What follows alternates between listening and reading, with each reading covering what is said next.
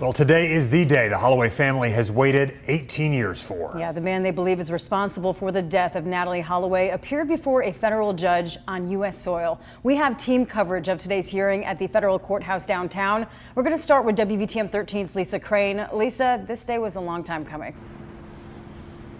You're absolutely right, Brittany. 18 years, and this first court appearance only lasted a couple of minutes, but enough time for Joran van der Sloot to stand before a federal judge and enter a plea to the charges of wire fraud and extortion. Now, we were here this morning when the team of black SUVs arrived, delivering van der Sloot to the federal courthouse. We watched federal prosecutor Lloyd Peoples arrive, and we also caught a glimpse of Matt Holloway entering the courtroom. He is Natalee's brother. Now, cameras are not allowed in the federal courthouse, but WVTM 13's John Packey was actually in the courtroom today and has much more on this very quick arraignment. On the 18th anniversary of his arrest for questioning in Aruba in the disappearance of Natalee Holloway, Joran van der Sloot was brought into a Birmingham courtroom to face extortion and wire fraud charges connected to the case. It was a packed courtroom where the Dutch native was escorted in handcuffs. He was wearing a white t-shirt with a Michael Jordan logo on the front and blue jeans.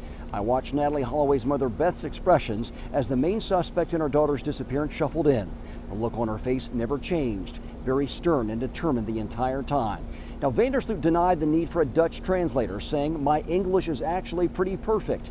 When asked if he understood his rights in the wire fraud and extortion charges against him, van der Sloot stated, "Yes, sir." Ultimately, he entered a not guilty plea through his attorney and waived a reading of the indictment. After the hearing, we had a chance to ask Beth Holloway her thoughts after seeing van der Sloot in court.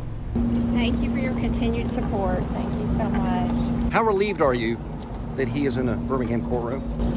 Thank you. As for bond, the prosecution asked that van der Sloot remain in U.S. custody because of the treaty they have with the Peruvian government. The defense attorneys did not object. The entire hearing lasted less than 5 minutes. In Birmingham, John Papke, WVTM 13.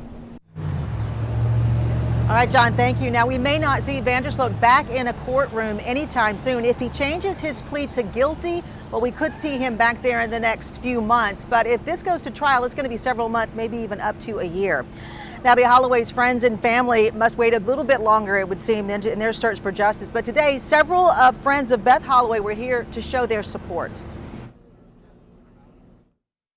We were just really happy that this day has happened, and Beth has worked so hard for years to get him on the soil in Alabama and to get him in a position where he can, we can find some justice for what happened to Natalee.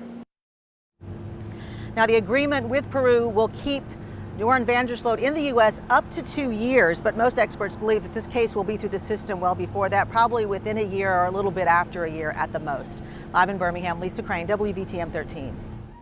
Lisa, thank you so much. And our WVTM 13 app is your source for developments as this legal case plays out. Make sure you sign up too for alerts so that you never miss an update.